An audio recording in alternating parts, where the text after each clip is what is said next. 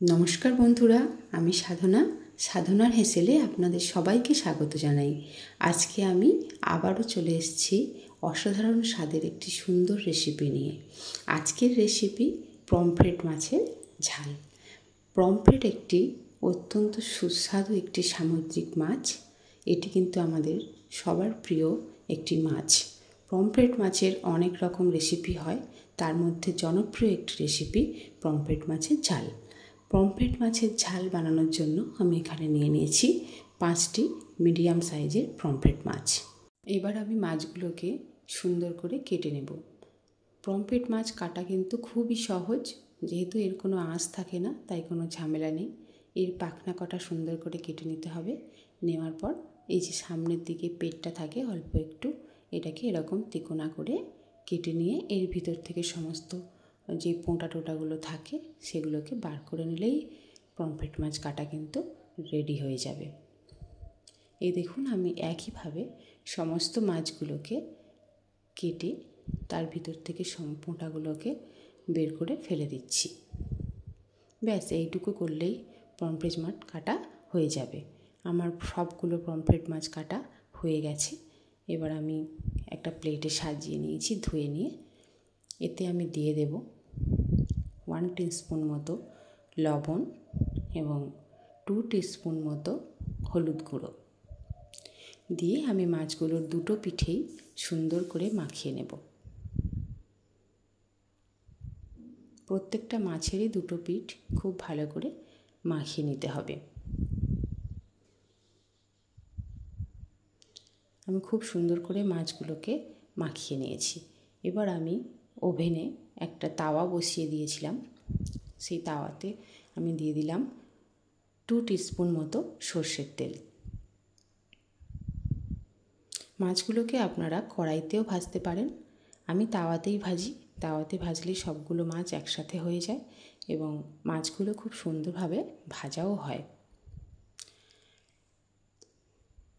Pomfret মাছ যেহেতু খুব বেশি ভাজতে লাগে না, অল্প একটু 2-2.5 মিনিট থেকে 3 মিনিট ফ্রাই করলেই কিন্তু পমফ্রেট মাছ ভাজা হয়ে যায়, যেহেতু মাছটি খুব নরম একটি মাছ। আমি এইভাবে তাওয়াতে 5টি মাছ সাজিয়ে দিয়েছি। মাছগুলো ভাজা হতে থাক, ততক্ষণ দেখে নিই কী কী মশলা লাগবে। 2টো পেঁয়াজ কুচিয়ে নিয়েছি, অল্প একটু আদা, 2টো টমেটো, 2টো আলু সরু সরু করে কেটে নিয়েছি, অল্প একটু ধনেপাতা কুচিয়ে নিয়েছি, 2টো কাঁচা লঙ্কা মাঝখান থেকে চিড়ে নিয়েছি, আর নিয়েছি 5 কোয়া মতো রসুন। আপনারা লঙ্কাটা আপনাদের পরিমাণ মতো নিয়ে নেবেন, আপনারা যে যেমন ঝাল খান তেমনভাবেই লঙ্কাটা কিন্তু নিয়ে নেবেন।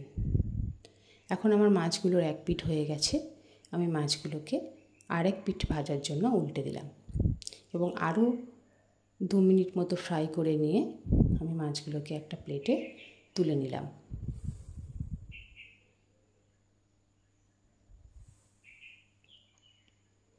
দেখুন, আমার পমফ্রেট মাছ ভাজা কিন্তু রেডি।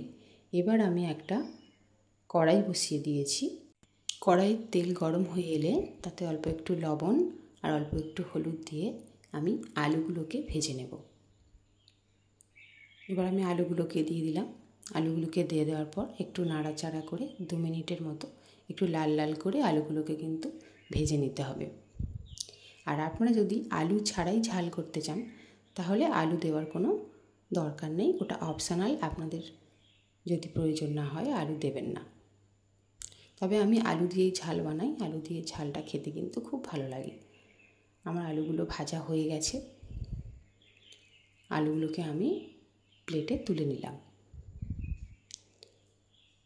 এবার আমি কড়াইতে আরও একটু তেল দিয়ে দেব।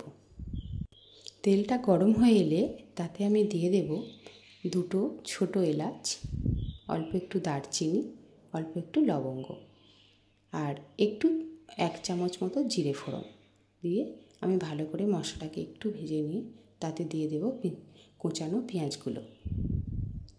কোচানো পেঁয়াজগুলোকে দিয়ে ভালো করে একটু নাড়াচাড়া করে লাল লাল করে ভেজে নিতে হবে। এইভাবে একটু লাল লাল করে পেঁয়াজগুলো ভেজে নেওয়ার পর একে একে আমি বাকি মশলাগুলোও দিয়ে দেব। প্রথমে দিয়ে দেব রসুন বাটা, তারপর দিয়ে দেব আদা বাটা, দিয়ে ভালো করে আবারও একটু নাড়াচাড়া করে নেব। আদা ও রসুন বাটাটা অল্প একটু ভাজা ভাজা হয়ে এলে আমি দিয়ে দেব 1 টিস্পুন মতো লবণ এবং 1 টিস্পুন মতো হলুদ গুঁড়ো। যেহেতু আমি মাছে হলুদ মিশিয়েছি তাই অল্প একটু হলুদই আমি দেব। এরপর আমি দিয়ে দেব 1 টিস্পুন মতো জিরে গুঁড়ো এবং 1 টিস্পুন মতো ধনিয়া গুঁড়ো। দিয়ে দেওয়ার পরে আমি আবারও একটু মশলাটাকে মিশিয়ে নেব। আমার একটু তেল কম হয়েছিল তাই আরও একটু তেল দিয়ে দিলাম যাতে মশলাটা আরও ভালো করে কষানো যায়।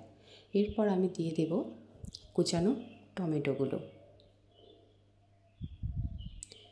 টমেটোগুলো দিয়ে আবারও একটু ভালো করে নাড়াচাড়া করে একটু ঢাকনা দিয়ে দিলাম। 1 মিনিট পরে ফিরে এলাম।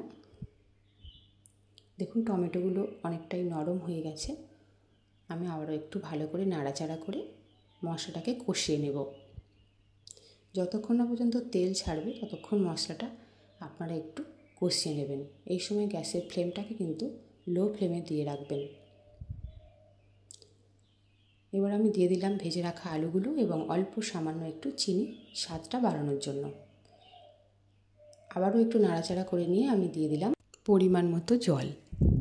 জলটা দিয়ে আর একটু ভালো করে নাড়াচাড়া করে নিয়ে গ্যাসের ফ্লেমটাকে এবার একটু হাই করে দিতে হবে, যেহেতু তাড়াতাড়ি ঝোলটা ফুটতে শুরু করে।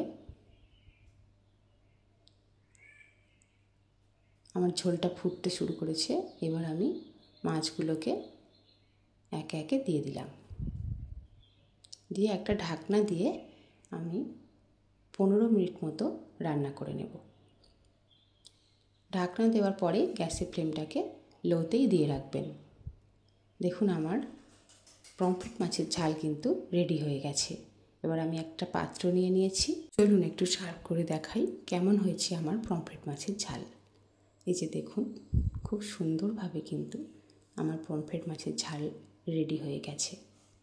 গরম ভাতের সাথে এরকম পমফ্রেট মাছের ঝাল কিন্তু খুব সুন্দর লাগে। আপনারাও বাড়িতে বানিয়ে দেখতে পারেন। আমি সমস্ত ঝালটাকে আমি প্লেটে তুলে নিলাম। ধন্যবাদ এতক্ষণ আমার সাথে থাকার জন্য। রেসিপিটি যদি আপনাদের ভালো লেগে থাকে তাহলে লাইক, কমেন্ট ও শেয়ার করে দেবেন। আর এই রকম আরও নতুন নতুন রেসিপি পেতে আমার চ্যানেলটিকে সাবস্ক্রাইব করে রাখতে পারেন। আর আমি যখনই কোনো নতুন ভিডিও দেব সেটি যাতে আপনাদের কাছে সবার আগে পৌঁছে যায় সেজন্য পাশে থাকা বেল আইকনটিকে প্রেস করে রাখতে পারেন। আজ এই পর্যন্তই। খুব শীঘ্রই আবারও দেখা হচ্ছে অন্য কোনো স্বাদের অন্য কোনো রেসিপিতে। ততদিন আপনারা ভালো থাকবেন, সুস্থ থাকবেন।